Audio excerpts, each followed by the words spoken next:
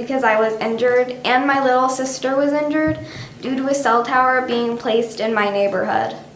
If you have followed the news, 14 of our neighbors have been harmed and 3 have cancer. We never knew this would become a living nightmare with people's cancer returning, people having to leave their homes, and worse, people becoming homeless. Is this what you want for the elderly, disabled, and low-income residents of the Curtis? To have what happened in our neighborhood happen here? I have testified in Massachusetts about wireless harm from cell towers because people who are for the industry will tell you that people like me do not exist, that they don't know of anyone harmed or any evidence of harm. I have met kids like me from all over the world who experience debilitating and life-changing symptoms ranging from headaches, nausea, dizziness, insomnia, palpitations, and others. We sleep in Lennox to get away from the cell tower, and when we do, our symptoms get better. This is an environmental illness. This is fully preventable. You can consent to using wireless in your own home. Even the Massachusetts Department of Public Health says to protect yourself, you can turn a device off, use it less, or move further away from the source. In the case of a cell tower, you cannot do any of this. The FCC are not doctors, and they not only base their standards on thermal harm, not biological damage. And their recommendations is from the 1980s, before the smartphone was invented. RF radiation is classified by the World Health Organization as a carcinogen in the same class as lead and DDT. These are facts, not opinion. But the mainstream media doesn't often want to report these facts, so you only hear one side of the story. We moved here to get away from cell towers. Please don't condemn your residents here to the same fate. This is a nightmare I would not wish on anyone. Thank you. Thank you.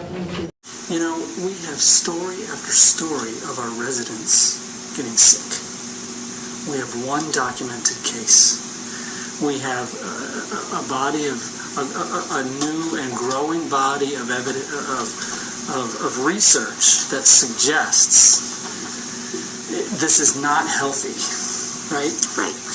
As a member of the Board of Health, I'm here to safeguard the health of the residents of the city of Pittsfield, right? So on some level for me, you know, win or lose this long battle with a company that's going to look at this on a global scale, at some point I'm going to have to sit back 20 years later and say, did I do everything I could to safeguard the residents in Pittsfield when I was in that position?